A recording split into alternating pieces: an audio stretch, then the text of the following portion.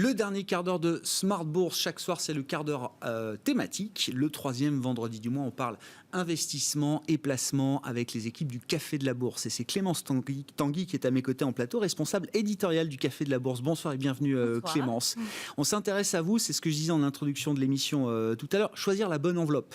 Quand on veut débuter l'investissement en bourse, il faut trouver la bonne enveloppe adaptée à ses objectifs, à son style d'investissement. Et évidemment, il y a une enveloppe qui vient tout de suite en tête quand on pense bourse, c'est l'enveloppe du PEA. PEA, voilà. Alors, c'est l'enveloppe la plus connue, plan épargne en action. Alors, le PEA, alors son avantage énorme par rapport aux autres, clairement, c'est sa fiscalité. Puisque, au-delà de 5 ans de détention du plan, en cas de retrait, il y a une exonération totale d'impôt sur les plus-values. Il y a seulement les prélèvements sociaux, évidemment, de 17.2 qui restent dus. Mais voilà, ça, c'est clairement le point majeur. Alors après, il y a quand même des inconvénients à cette enveloppe, donc qu'il faut bien avoir en tête. D'abord, il y a quand même une très grosse restriction en matière de titres. Donc on peut investir seulement dans des sociétés cotées dont le siège social est situé en Union européenne, ou alors dans l'espace des États de l'espace économique européen qui ont une convention fiscale avec la France. Donc clairement, vous ne pouvez pas investir sur Tesla ou les valeurs chinoises. Alibaba. Ou, voilà, oui, c'est exactement. Ça, c'est pas possible. Mais après, il y a quand même des moyens détournés d'y arriver, en passant par des OPCVM, par des ETF. Mais bon, le choix sera quand même plus restreint. C'est pas fait pour ça. Mais effectivement, j'ai l'impression que les fournisseurs de même, produits, comme vous dites, sont en train de travaillent de plus en plus à des solutions pour s'exonérer de ce genre de contrats. Et puis aussi, on ne peut pas investir dans n'importe quelle classe d'actifs. Donc par exemple, les produits dérivés, c'est pas possible. On ne peut pas avoir recours à l'effet de levier, on ne peut pas avoir recours au SRD, le système de règlement différé. Donc c'est pas possible de mettre en place des stratégies d'investissement sophistiquées. Donc on ne va pas pouvoir protéger son portefeuille avec des options put par exemple. On ne va pas pouvoir doper la performance de son placement avec l'effet de levier, ça c'est impossible. Donc le PEA, à qui ça s'adresse ? Ça s'adresse à l'investisseur bon père de famille qui prend pas trop de risques, qui veut investir sur le long terme. Après, il est quand même possible. On peut être actif quand même. Oui, ça s'adresse aussi aux investisseurs actifs qui veulent profiter de l'avantage fiscal de cette enveloppe pour tous les titres éligibles qui rentrent dans le PEA. Et puis, par ailleurs, ils ouvriront une autre enveloppe qui est le compte titre. Et oui, justement, voilà. Quand on parle PEA, souvent on compare au compte titre. Alors, quelles sont les différences, l'avantage du compte titre versus le PEA Alors, l'avantage du compte titre, d'abord, il est disponible partout. Alors, les banques de réseau, les banques en ligne, les courtiers, les néo-courtiers, tout le monde le propose, ce qui n'est pas forcément le cas pour le PEA. Et puis, il n'y a pas de plafond. On peut en ouvrir autant qu'on veut chez différents intermédiaires. Voilà, exactement. Et puis, son gros intérêt, c'est que lui, il n'y a pas de restriction. Donc, on peut ouvrir des actions, on peut acheter des actions, on peut acheter des ETF, on peut acheter des OPCVM, on peut avoir recours au SRD, on peut avoir des produits dérivés, on peut investir dans des turbos, des varants, etc. Alors, sur le papier, comme ça, c'est idéal, mais dans les faits, c'est quand même assez différent parce que le courtier, il ne va pas forcément vous proposer tout. Non. Voilà. Vous ne pouvez pas investir dans n'importe quelle action du globe en vous disant super, j'ai un compte titre ordinaire, c'est bon, je peux y aller. Non, il faut quand même. Ça dépend de l'offre de son courtier. Il faut quand même voir quelle est l'offre du courtier et investir en conséquence. Et puis, donc ça, c'est quand même dans les gros avantages du compte titre. Les points faibles. En revanche, le point faible, alors clairement, c'est la fiscalité. Voilà, c'est la fiscalité. Vous êtes taxé à la flat tax, 30%. Et il n'y a pas moyen d'avoir un petit rabais. Il n'y a pas de dérogation. Il n'y a pas de dérogation. C'est comme ça. Et alors, du coup, c'est pour un investisseur qui est beaucoup plus actif, c'est pour des investisseurs plus sophistiqués, on peut dire ça, Clémence ? C'est pour les investisseurs plus actifs, plus sophistiqués, qui vont peut-être faire plus d'allers-retours sur leur titre. Et puis, c'est aussi pour les jeunes, par exemple, qui ont un plus petit capital, qui voudraient investir dans des actions fractionnées.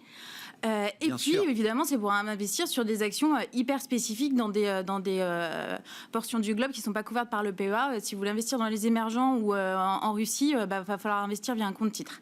Action fractionnée, ça veut dire, par exemple, tout le monde n'a pas 1 000 € pour acheter une action Hermès. Voilà. Ça vaut 1 000 € ce soir. On achète un dixième d'action Hermès et on met seulement 100 €. Et pareil pour celles qui ont un nominal énorme, c'est Amazon ou d'autres. Apple, et c'est possible d'en acheter seulement une portion. Oui, effectivement. il ne faut pas oublier l'assurance vie. Alors c'est vrai que l'assurance vie, le nom de l'enveloppe fait qu'on pense assurance, décès, etc. Mais c'est aussi une enveloppe qui permet justement d'intégrer, en partie en tout cas, des actions et la bourse tout simplement. Exactement. Alors on l'oublie assez souvent, et d'ailleurs il y a beaucoup de gens qui confondent encore assurance vie avec fonds euros, mais non, en assurance vie, on peut aussi investir en bourse via les supports en unités de compte. Alors évidemment l'avantage de l'assurance vie, c'est aussi la fiscalité. Alors c'est 24,7 d'imposition pour les contrats de plus de 8 ans. Enfin, si les encours dépassent pas 150 000 euros pour une personne seule, 300 000 euros pour un couple, donc il y a quand même un seuil, un seuil à avoir. Et puis il y a aussi les avantages en matière de succession, des avantages fiscaux, et puis la clause bénéficiaire qui permet d'avoir quand même un peu plus de choix. Ça, c'est le contrat d'assurance. Voilà, c'est le contrat d'assurance. Alors après, il y a quand même des points faibles, c'est-à-dire que les supports en unité de compte, l'offre varie considérablement selon le courtier. Donc, il y en a qui vont vous proposer 50 unités de compte, 100, il y en a qui sont à plus de 1000. C'est ça. Et puis, il y a quand même une grosse prépondérance des OPCVM. L'offre en ETF et en action, elle est quand même un peu plus limitée, même si là aussi, il travaille dessus. Ça évolue, et notamment les courtiers assurance vie en ligne proposent quand même des choses beaucoup plus intéressantes maintenant. Voilà. Oui, c'est pas que le fonds euro. Et d'ailleurs, aujourd'hui, je crois que si vous ouvrez une assurance vie, que vous voulez du fonds euro, vous êtes obligé quasiment d'avoir des UC, une part en UC minimale. Exactement. Tout à fait, oui.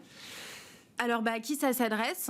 Eh bien, à monsieur tout le monde, en fait. À la personne qui a envie d'investir en bourse, mais sans y consacrer trop de temps, sans multiplier les enveloppes. On peut juste avoir une assurance vie. Et puis, à ceux qui sont aussi hyper averses au risque, puisque dans ces cas-là, ils mettent une grosse partie de leur capital sur le fonds euro qui est garanti. Qui reste garanti. Voilà. Et puis, une petite portion en unité de compte pour essayer de doper quand même un peu la performance du placement, parce que, le fonds euro, il rapporte plus grand-chose. Oui, c'est ça. Effectivement, on en parlait à la mi-journée là, avec des nouveaux produits d'assurance, de fonds hybrides qui sortent. Bon, grosso modo, c'est 70% fonds euros, 30% UC aujourd'hui. C'est à peu près la répartition qu'on a pour les nouveaux arrivants sur des supports d'assurance vie. Est-ce que je peux avoir aussi des actions en direct sans passer par aucune de ces enveloppes? Alors, c'est possible. Clémence. On peut investir en direct dans des actions sans avoir un compte titre, sans avoir un PEA, sans avoir une assurance vie. Alors dans ces cas-là, c'est ce qu'on appelle la détention nominative pure. Alors concrètement, le principe, c'est quoi ? Ça veut dire que l'actionnaire, il ouvre un compte dédié auprès de l'intermédiaire financier que la société cotée a choisi pour la détention de ses actions. D'accord. Alors là aussi, il y a des avantages. Alors d'abord, les documents sont envoyés à l'actionnaire, donc la lettre aux actionnaires, les rapports annuels, les convocations aux assemblées générales, tout arrive directement dans votre boîte aux lettres, donc c'est quand même pratique. Il n'y a pas de droit de garde non plus, donc ça c'est quand même un point sympa à relever, même s'il y a quand même beaucoup de courtiers qui aujourd'hui ne facturent plus de droit de garde, quand même. Et puis, dernier avantage, pour certaines actions, au bout d'une certaine durée de détention, vous pouvez avoir des dividendes majorés ou un droit de vote double en assemblée générale, donc il y a quand même... on a plus d'avantages quand on est actionnaire au nominatif comme ça, comme vous dites, que quand on passe par des intermédiaires ou des fonds ou des enveloppes. Tout à fait. C'est pour ça l'actionnaire nominatif est choyé par l'entreprise. Donc il y a quand même des investisseurs individuels français qui ont recours au nominatif pur. Et là, c'est une logique d'investisseur de long terme. Une logique d'investisseur de long terme, parce que clairement, ça veut dire qu'on a un compte dédié pour chaque entreprise. Entreprise. Donc on ne sort pas en permanence. Ça veut aussi dire que ça complexifie clairement la gestion de son portefeuille, parce qu'on n'a plus un seul compte sur lequel on a tout, mais on en a plein. Et puis ça complexifie aussi la déclaration de revenus. Et puis, ce qu'il faut aussi savoir, c'est que les frais de transaction à l'achat comme à la vente sont quand même souvent beaucoup plus élevés que chez la plupart des banques et courtiers en ligne. D'accord. Bon, mais ça donne un statut à part. Ça donne un statut d'actionnaire un peu différent. Exactement, c'est tout à fait ça. Merci beaucoup Clémence. Merci beaucoup pour tous ces éléments que vous nous apportez sur les enveloppes qui vous permettent de faire vos débuts ou d'investir en bourse. Si vous êtes déjà investi en bourse, quelques éléments de rappel autour de ces différentes enveloppes incontournables quand on veut placer son argent, investir son argent sur les marchés boursiers. Clémence Tanguy était avec nous en plateau ce soir pour ce dernier quart d'heure de Smart Bourse, responsable éditorial du Café de la Bourse.